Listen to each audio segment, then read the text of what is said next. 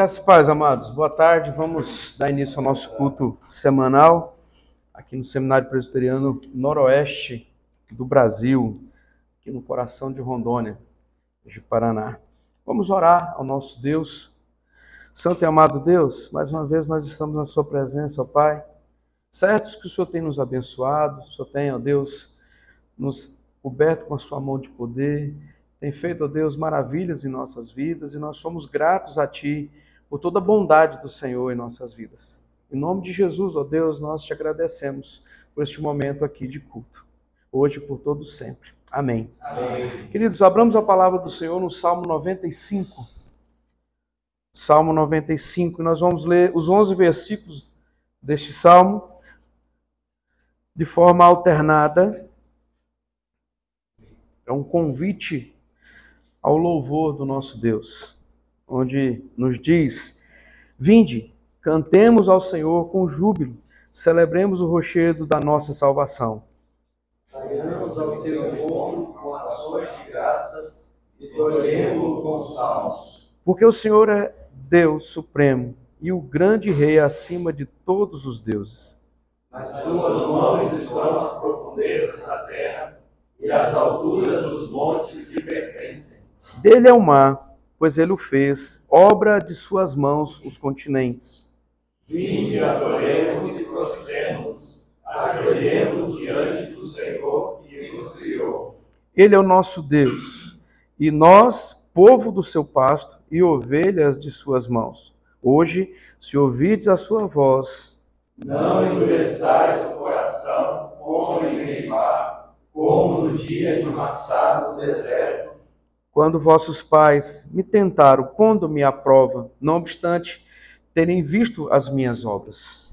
Durante 40 anos estive desgostado com essa geração e disse: é povo de coração transviado, não conhece os meus caminhos. Por isso jurei na minha ira, não entrarão no meu descanso. Vinde, adoremos e prostremos, ajoelhemos diante do Senhor que nos criou. Um convite de Deus a louvarmos o seu santo nome, não somente com cânticos, mas com a nossa vida. Mas nesse momento nós vamos continuar adorando nosso Deus com cânticos. O hino 164 dos nossos hinários, nós vamos cantar ao nosso Deus. Hino 164.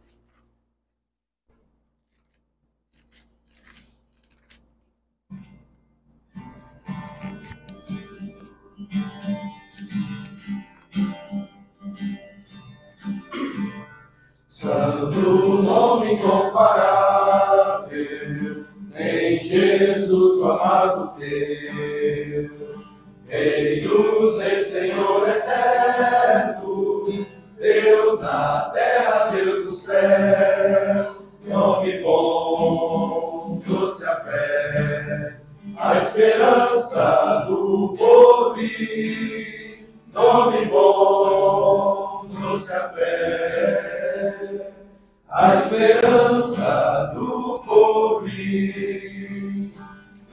Levo contigo o nome de Jesus, o Salvador. Este nome dá conforto, hoje, sempre, onde for. Nome bom, doce a fé, a esperança do porvir. Nome bom, doce a fé, a esperança do porvir. Este nome leva sempre para bem te defender. Ele é a teu alcance quando o mal te aparecer. Nome bom, doce a fé, a esperança do porvir. Nome bom, doce a fé, a esperança do porvir. Amados, ainda abramos a palavra do Senhor em João, Evangelho segundo João, capítulo 4, do versículo 20 até o versículo de número 24. João 4, do 20 a 24. Antes de lermos esse texto, convido o nosso diretor, o reverendo Evanderson, que faça uma oração de adoração ao nosso Senhor.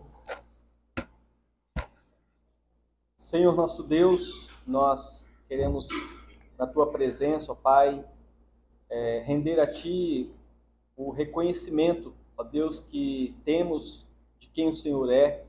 Ó Deus, nós, na Tua presença, o adoramos, porque o Senhor é o Deus Criador dos céus e da terra, o Senhor é o Deus que, na Tua providência, sustenta todas as coisas. Senhor, obrigado, nós Te adoramos pelas obras do Senhor, pelo que o Senhor tem feito por nós. E agora, ó Deus, clamamos ao Senhor que o Senhor receba diante do Senhor este culto que é a expressão da nossa adoração ao Senhor. É o que nós te pedimos em nome de Jesus. Amém. Amém. Leamos também de forma alternada capítulo 4 do Evangelho de João, do verso 20 até o verso 24, que diz: Nossos pais adoravam neste monte, vós, entretanto, dizeis, em Jerusalém é o lugar onde se deve adorar. Disse-lhe Jesus: Mulher, podes crer-me que a hora vem, quando nem neste monte, nem em Jerusalém adorareis o Pai. Vós adorais o que não conheceis. Nós adoramos o que conhecemos, porque a salvação vem dos judeus. Mas vem a hora e já chegou, em que os verdadeiros adoradores adorarão o Pai em espírito e em verdade, porque são estes que o Pai procura para seus adoradores. Vamos juntos? Deus é espírito e importa que os seus adoradores o adorem em espírito e em verdade. Queridos, às vezes uns dizem aqui, outros dizem acolá, como a própria samaritana arguia a Jesus, onde deve se adorar, onde deve se prostrar ao Senhor. E o Senhor nos responde que nós devemos adorar não por ocasião do lugar, não por ocasião do tempo, mas em todo tempo, em todo lugar, em toda circunstância. Porque Deus nos chama para adorar. Deus é espírito e importa que os seus adoradores o adorem em espírito e em verdade. Então, o tempo de adorar é hoje, é nesse exato momento e é sempre em nossas vidas. Nós vamos cantar essa verdade, esse cântico em espírito e verdade. Nós vamos louvar o nosso Senhor.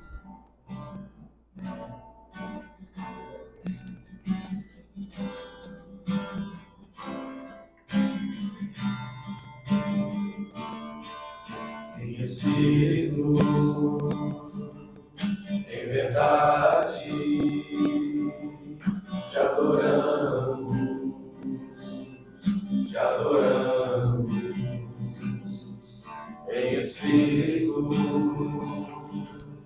em verdade, te adoramos, te adoramos. Rei dos reis e Senhor, te entregamos nosso viver. Rei dos reis e Senhor, te entregamos nosso viver para te adorar, ó Rei dos reis. Foi que eu nasci, ó Rei Jesus. Meu prazer é te louvar, meu prazer é estar nos átrios do Senhor. Meu prazer é viver na casa de Deus, onde flui o amor. Em espírito e em verdade. Em espírito, em verdade, te adoramos, te adoramos. Em espírito, em verdade, te adoramos, te adoramos, Rei dos Reis e Senhor, te entregamos nosso viver, Rei dos Reis e Senhor, te entregamos nosso viver, pra te adorar, ó Rei dos Reis, porque eu nasci, ó Rei Jesus. Meu prazer é te louvar, meu prazer é estar nos átrios do Senhor, meu prazer é viver na casa de Deus, onde flui o amor.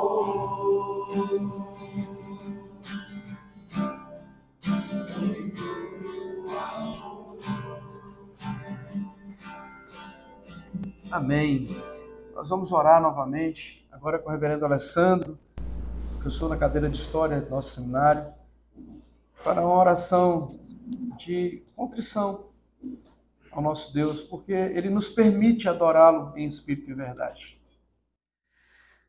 Pai, gratos somos pelo privilégio que temos de estarmos reunidos aqui, ó Deus, prestando esse culto ao Senhor. Reconhecemos, ó Pai, que não somos dignos de tal privilégio e somente podemos o fazer pelos méritos do Teu Filho Cristo Jesus. E é por meio dele, ó Deus, que nós clamamos que o Senhor perdoe as nossas faltas, perdoe os nossos pecados, santifica, Senhor, os nossos corações, para que nesta tarde o nosso louvor e a nossa vida seja um sacrifício agradável a Ti, ó Deus. Seja sobre nós, ó Deus, a Tua graça. Seja sobre nós, ó Deus, a Tua misericórdia, Senhor. Esquadrinha, Senhor, o nosso andar, que o Senhor sonde o nosso coração, ó Deus, levando-nos a uma vida de pureza, santidade e retidão diante de Ti, ó Deus. Ouve, ó Pai, as nossas orações. Ouve, Senhor, a nossa confissão, a nossa súplica, em nome do Teu Filho amado, Jesus. Amém. Amém. Hoje está conosco o reverendo Christoph. Ele vai se apresentar mais daqui a pouquinho. Ele vai estar em Cacoal, nesse final de semana, num congresso de educação cristã. Certo, reverendo? Então, Boa tarde, irmãos. Graças a paz, queridos. Amém. Queridos, é uma alegria estar com os irmãos aqui dessa região, conhecendo esse seminário, que eu ouvi falar lá no Supremo Concílio, na ocasião da votação por sua emancipação. E estamos aqui na Igreja Presbiteriana Cacoal, do reverendo Alessandro, falando como o reverendo capelão anunciou, como sobre educação cristã, né? Associada à confessionalidade. A confessionalidade e a educação cristã, ou ensino na igreja local, né? Essa é uma ocasião de devocional, né? De exposição da palavra do Senhor. Por isso, queridos, abramos a palavra do nosso Deus em 1 Timóteo.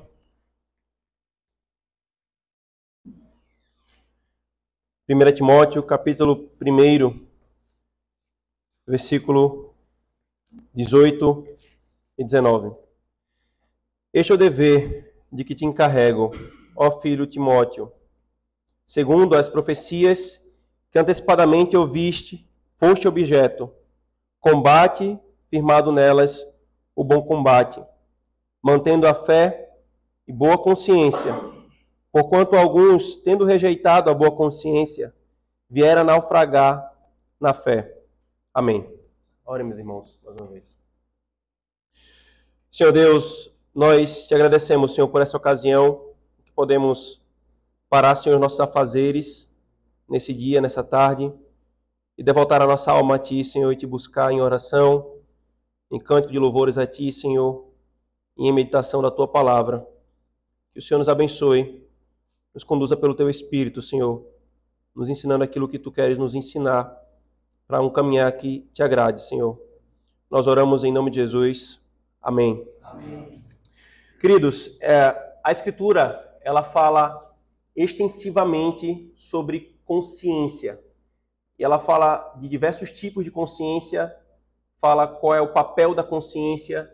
Enfim, inúmeros textos, né? A nossa tradição presbiteriana, ela tem muitos materiais, né? Os nossos pais puritanos que desenvolveram falando sobre as suas funções, os seus propósitos, os seus usos, e tudo isso associado ao que a Escritura Sagrada fala, bem como aos seus problemas e às suas soluções, para que o nosso coração possa caminhar de forma agradável ao Senhor. O que é que nós vamos fazer então, queridos, nessa ocasião? Nós não vamos ter tempo de destrinchar todos os aspectos da consciência, da doutrina bíblica da consciência, mas nós vamos considerar esse texto aqui de Paulo, tendo como pressuposto uma definição do que é consciência que ele menciona aqui. Veja comigo, por favor. Ele diz: este é o dever que te encarrego, ó filho Timóteo, segundo as profecias que antecipadamente foste objeto.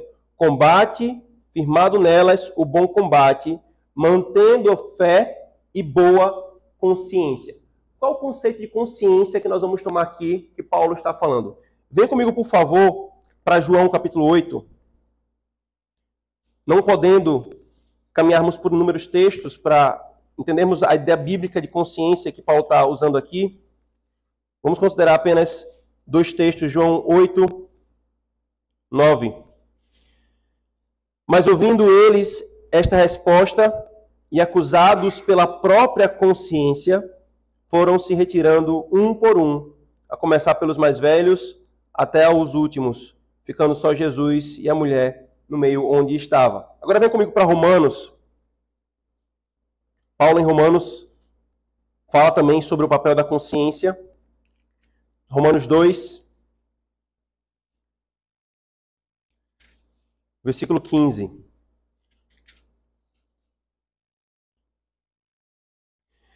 Estes mostram a norma da lei gravada ao seu coração, testemunhando-lhes também a consciência e os seus pensamentos, mutuamente acusando-se ou defendendo-se. Qual o conceito básico, então, irmãos? O conceito bíblico de consciência. A consciência ela pode ser tomada como uma tabelinha de Deus, na qual registra os atos do nosso coração, as nossas ações, as nossas intenções, os nossos desejos, e como tal, então, ela testemunha a nossa alma a favor ou contra. Ela foi colocada em nós como uma testemunha em uma só expressão, acusando-nos ou defendendo-nos. Quando essa consciência, irmãos, ela não funciona como ela deve funcionar, isso é um sinal do juízo de Deus sobre um homem. Um dos sinais de que Deus entregou um homem a ele mesmo é a sua consciência não funcionar como ela deve funcionar. Nem advertindo-o do pecado, nem mesmo orientando, testemunhando a favor de uma caminhada santa. Uma das coisas fundamentais, irmãos, para a consciência, ainda, mas nós entrarmos nesse texto, além do ser regenerado pelo Senhor, conforme Paulo, o autor dos Hebreus, fala lá em Hebreus capítulo 9, ser purificado da consciência de obras mortas que não permita chegar junto a Deus para adorá-lo. Esse é um elemento fundamental, é sermos convertidos, para que a nossa consciência possa funcionar como o Senhor estabeleceu.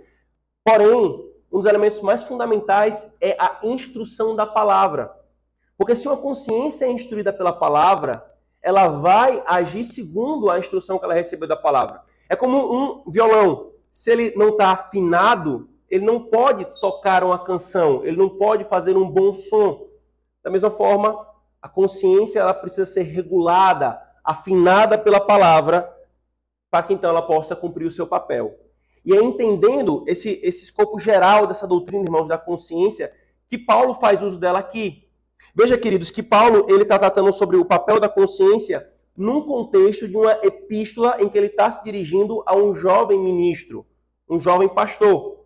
De forma que nós já conseguimos perceber que, ao tratar sobre isso nessa epístola, ele nos chama a atenção de que o papel da consciência no nosso trabalho ministerial, de nós que já somos pastores, e dos irmãos que estão aqui estudando para serem pastores, tem um importante papel, uma importante posição no nosso serviço como o Senhor, para o Senhor.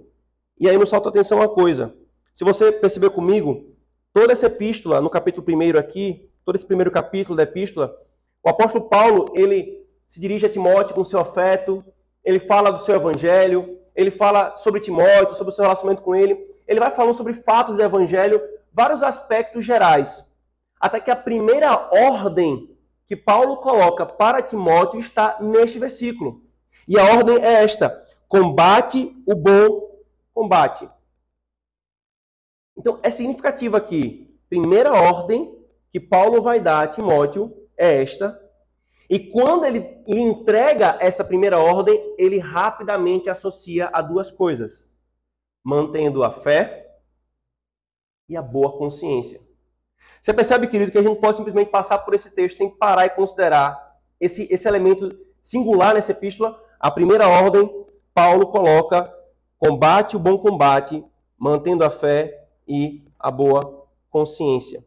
Ele introduz, irmãos, esse dever, lembrando do elemento que, para Timóteo, né? No caso de Timóteo, este é o dever que te encarrego, ó filho Timóteo, segundo as profecias que antecipadamente foste objeto. Ele vai introduzir o dever, lembrando Timóteo de uma ocasião extraordinária, que era próprio dos dias dos apóstolos. As profecias em que os profetas na igreja do Novo Testamento, com a autoridade profeta, derramavam as suas profecias sobre a igreja e sobre pessoas específicas, como é o caso de Timóteo. Sua vocação pastoral, provavelmente por esses indicativos textuais, se veio por meio de uma profecia. A despeito de o caso de Timóteo ser extraordinário na maneira como foi dado, isso não diminui nada, queridos, aquilo que é ordinário. Ora, se sendo vocacionado extraordinariamente, esse dever estava sobre ele, isso também impõe sobre nós, que somos chamados ordinariamente, pela entrega de dons que Deus nos dá, pelo desejo de servi-lo no ministério da palavra, pelo reconhecimento da igreja. Tudo isso é então o Senhor nos chamando a esse ministério para primariamente este dever: combater o bom combate. E anote, o ministério da palavra é tratado aqui, é tomado como um combate que nós devemos travar.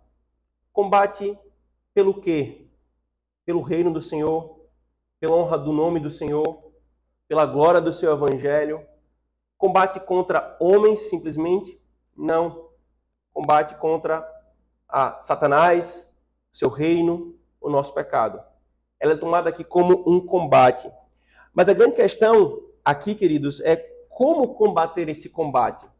E aí Paulo faz uso aqui, no grego, quando comumente aparece essa estrutura de um imperativo seguido de particípios, né?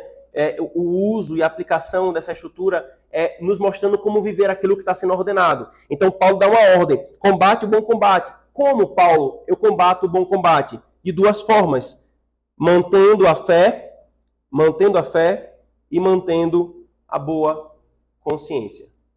Veja, mantendo a fé, queridos, em outra ocasião, talvez pelo capelão, vocês podem aprofundar aqui nesse aspecto. Eu quero focar na questão do mantendo a boa consciência. Mas mantendo a fé, sem dúvida, envolve, no uso do Novo Testamento, dois tipos de atitudes ou de posturas. A primeira é a fé no seu sentido subjetivo. O Novo Testamento toma a fé sempre em dois aspectos: o aspecto subjetivo e o aspecto objetivo. É o que nós vamos ver um pouco lá no Congresso de Educação Cristã, com relação à confessionalidade. A fé como algo que a minha alma exercita diante do Senhor e para com o Senhor, e a fé como algo que me foi entregue. Como Paulo fala: confia a homens fiéis aquilo que tu ouviste de mim. Ou então, como Judas fala na sua epístola, chamando a igreja a combater o bom combate pela fé, em favor da fé, para preservar a fé. Então veja que a fé como um conjunto de doutrinas objetivamente mensurado, e aqui hoje nós utilizamos a expressão para se referir isso à confessionalidade, e a fé como um movimento subjetivo do nosso coração, da nossa alma, que é intransferível, que cada ser humano é chamado a ter. Nós devemos, irmãos, no nosso ministério, mantermos a fé, a sã doutrina, e graças a Deus por sua providência na história, Ele nos deu a prática da subscrição confessional como um meio prático de viver isso que Ele está nos mostrando: preservar a fé. Mas também preservar a fé não só no sentido objetivo, fora de nós, ou o conjunto de doutrinas corretamente interpretadas das obras do Senhor, mas também no seu aspecto subjetivo, de eu, de fato, caminhar com o Senhor como um crente no Senhor. Uma das piores coisas, irmãos, os irmãos seminaristas, né, nós já somos ministros, uma das piores coisas é caminhar no ministério pastoral, chamando os homens à fé, a qual nós mesmos já a perdemos. Porque o nosso coração não pulsa mais de amor pelo Senhor, nosso coração já não é tão mais empolgado com aquele evangelho que nós conhecemos, e passamos a tratar do ministério pastoral como se fosse simplesmente mais um trabalho, uma coisa que eu vou fazer de uma forma totalmente mecânica, indiferente, fria e pior, muitas vezes por mera forma, com um formalismo, com a postura exterior que não condiz com o interior, porque a fé não foi guardada. Nós somos chamados, irmãos, a trilhar uma trilha, antes de chamarmos outros a trilhá-la também. Se o Senhor nos colocou como ministros para chamar outros à fé, Ele nos lembra, antes de qualquer coisa, você tem que guardar a sua fé. Porque sem ela, nós nos colocamos como um hipócrita. Como Richard Baxter dizia, um homem que está preparando a comida em um banquete para os outros, quando ele mesmo padece de fome em casa. Primeira coisa, queridos, é a fé. A fé nas provações, a fé no que a palavra de Deus diz, crer de fato naquilo que o Senhor fala. Essa é a grande diferença, essa é uma das grandes diferenças de um homem que pega fogo no púlpito e de um homem que meramente está entregando um texto para pessoas que estão ouvindo. É o quanto se crê naquilo. E a igreja percebe. E mais do que a igreja percebe, porque é fácil enganar outros homens. Mas o Senhor vê se nós estamos guardando a fé ou não. Eu combato o bom combate antes de dar nos outros, como a gente poderia pensar o combate, né? É bater em alguém. Não. Começa comigo. É mantendo a minha fé no Senhor. Mas o segundo ponto que eu quero enfatizar aqui, queridos, é o manter a boa consciência. Por isso que Calvino ele foi cirúrgico aqui quando ele diz o seguinte: esses são os deveres principais requeridos de um mestre. Ou seja, que ele se mantenha firme na verdade do Evangelho e que seja um ministro de consciência íntegra e tenha um zelo equilibrado nas coisas do Senhor. Onde esses dois elementos estiverem presentes, ali se seguirá a bênção do Senhor. Onde eles estiverem ausentes, ali estará o juízo do Senhor. Ali estará o juízo do Senhor. A boa consciência aqui, irmãos, é aqui na própria epístola de Paulo, 1 Timóteo 3:9, 2 Timóteo 1:3, ela também é chamada de consciência pura ou de consciência limpa. A pergunta é, irmãos, por que nós devemos ter uma boa consciência, guardar a boa consciência, além de guardar a fé? A primeira coisa, queridos, o porquê que isso é colocado como nosso dever, é porque nós não temos chefes sobre nós. Preste bem atenção, eu não estou dizendo que nós não temos supervisão mútua. Os concílios são supervisões mútuas, um está supervisionando o outro. O próprio conselho local, em que os presbíteros, incluindo o presbítero docente, junto com os presbíteros regentes, se pastoreiam mutuamente. Eu não estou dizendo disso. Eu estou dizendo que na nossa posição, no nosso ofício, nós não temos um chefe a quem nós vamos prestar conta nessa terra. Nós somos pastores de Cristo e vamos prestar contas a Cristo. Então ele nos lembra, a consciência que eu lhes entreguei, ela deve lembrar vocês de que vocês vão prestar contas a mim. É fácil, irmãos, é fácil adulterar relatório para o presbitério. E, infelizmente, eventualmente, esse tipo de coisa se encontra, se descobre. É fácil querer passar uma aparência de um zelo no ministério quando ela não tem. Agora, queridos, a nossa consciência sabe se nós somos ou não diligentes no ministério que o Senhor nos entregou. Se nós somos diligentes nas visitas, se nós somos diligentes no aconselhamento do povo que Ele nos entregou, no discipulado, na catequização, no preparo da pregação que nós devemos entregar ao povo, na oração pelo rebanho do Senhor. Tudo isso, irmãos, terá como testemunha a nossa consciência. Não importa o quanto nós mintamos diante dos homens, a nossa consciência sabe o que é verdade. Agora, o pior caso é quando um ministro que deveria estar nessa posição, ele burla a sua consciência de tal forma que, mesmo sabendo que aquilo não é verdade, ele continua se auto-enganando até o fim. Você percebe a importância da boa consciência no ministério pastoral? Ela é fundamental, queridos. O Senhor Deus e nossa consciência, irmãos, como testemunha dele, sabe se nós estamos construindo e edificando com materiais nobres como ouro e prata ou com feno, como Paulo fala em Corinto. Só não sabemos, irmãos, só não somos informados por ela se nós formos ignorantes da palavra do Senhor. E isso em muitos casos acontece. Muitos se lançam no ministério da palavra sem saber nem o que Deus quer que eles façam. Muitos, se fossem colocados diante de outros homens, falar assim: me diga, pela palavra, o que é que Deus lhe chamou para fazer? E muitos se perdem em muitas coisas no meio do ministério da palavra, só não naquilo que o Senhor está mandando. E então a nossa consciência não vai cumprir o seu papel no ministério da palavra se ela não for instruída pela própria palavra. Mas a segunda razão está aqui, irmãos. A consciência má, impura ou cauterizada, irmãos, é um dos piores obstáculos para o ministério frutífero. É um dos piores obstáculos. Porque Deus usa instrumentos santificados. Ele pode usar instrumentos vis, ele não só pode, como ele o fez na história da redenção. Olhe Nabucodonosor, foi um instrumento vil que ele utilizou. Olhe Balaão, foi um instrumento vil. Mas mais do que simplesmente ser usado pelo Senhor, porque ele pode usar ímpios, o nosso desejo é ser um instrumento santo na mão do Senhor. E um dos principais obstáculos para isso, irmãos, é a consciência cauterizada. Quando depois de se entregar ao pecado, a negligência ao desprezo, após ela falar 1, 2, 3, 4 vezes, e a reação não ser acolher o testemunho dela para preservá-la pura, mas ser silenciá-la, e é silenciando vez após vez que ela se cala.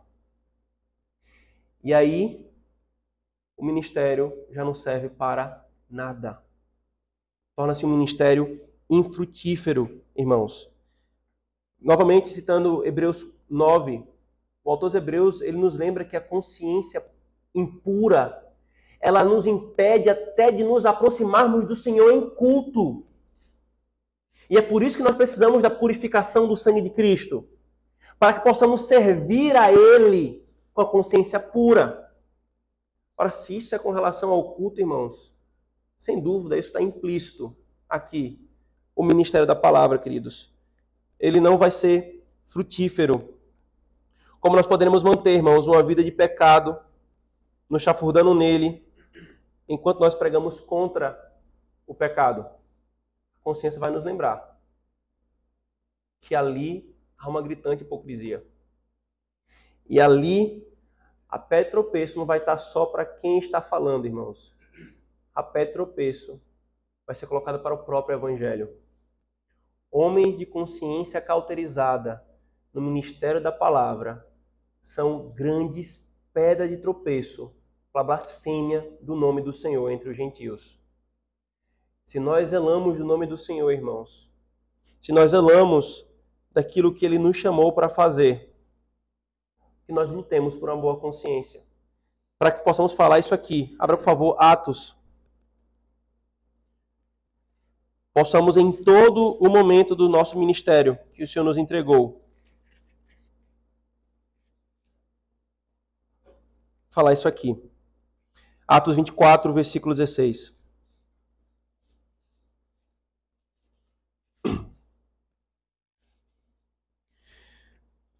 Paulo, falando perante as autoridades romanas, ele disse: por isso também me esforço por ter sempre consciência pura diante de Deus e dos homens. Diante de Deus e dos homens. Devemos combater o bom combate, mantendo a fé e mantendo a boa consciência.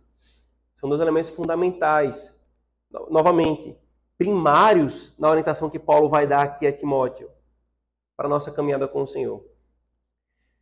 Mas, irmãos, qual de nós temos condições de manter a nossa consciência pura?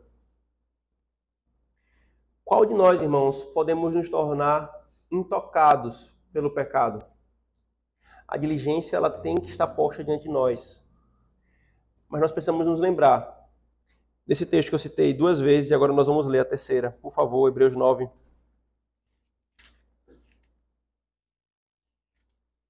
Versículos 13 e 14.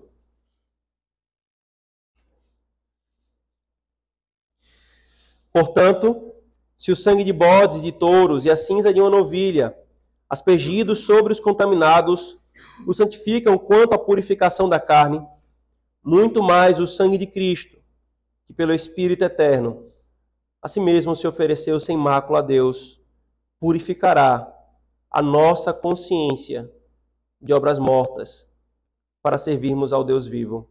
Amém. Em Cristo, irmãos, em Cristo que está a nossa esperança de uma consciência pura. Se até aqui nós temos caminhado com a consciência maculada, aqui o Senhor nos chama a pararmos o desprezo por essa área da nossa vida tão importante e buscarmos a purificação no sangue do Senhor. Qualquer que seja a mácula na consciência, o sangue de Cristo tem poder para nos purificar. Mas é também a partir daqui que nós vamos fazer como Paulo fala em Atos 24. Esforçar-me para diante de Deus e diante dos homens. Sempre, ele diz, ter consciência pura. Porque se assim nós caminharmos, irmãos, buscando em Cristo a graça para isso, podem se levantar os homens mais vis para acusar de pecado. Pode se levantar o próprio Satanás para acusar de pecado. Porque a nossa consciência foi purificada pelo sangue de Cristo. E pelo sangue dele nós estamos buscando mantê-la purificada diante do Senhor.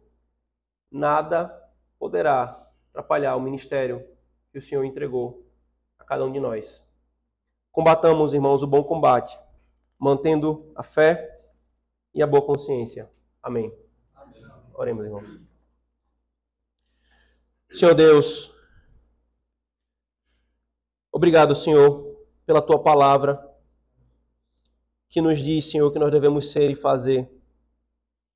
Obrigado por uma epístola como essa, Senhor, direcionada diretamente, Senhor, para os Teus ministros, tomando-nos a mão e nos conduzindo pelo caminho que devemos andar, Senhor. E eis o primeiro dever que é posto diante de nós, combater o bom combate, mantendo a fé e a boa consciência, Senhor. Mantenha a nossa fé, Senhor. Nós não temos poder e força, Senhor, para mantê-la de nós mesmos. Nós somos tentados, Senhor, por Satanás e pela nossa própria carne, Senhor. Tu és o autor e Tu és também, Senhor, o consumador da nossa fé. Por isso, sustenta-nos, Senhor, mantendo a nossa fé e nos dando graça para mantê-la, Senhor, diante de Ti e diante dos homens.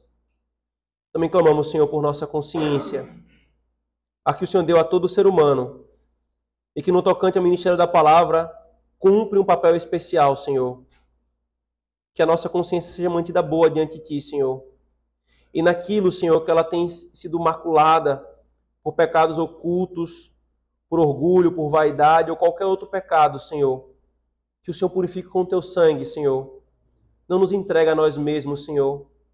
Não permita, Senhor, jamais, pela Tua graça e misericórdia, que a nossa consciência se cauterize, Senhor, e sejamos insensíveis à Tua palavra, à Tua lei, Senhor, e à realidade da nossa alma. Que o Senhor nos abençoe, Senhor, fazendo-nos caminhar com consciência pura, para que então, no último dia, possamos nos apresentar diante de Ti, tendo a consciência também como testemunha de que pela Tua graça e pelo Teu poder, pelo Teu Espírito, cumprimos o dever que nos foi entregue por Ti, Senhor. Combatemos o bom combate, mantendo a fé e a boa consciência. Nós oramos em nome de Jesus. Amém.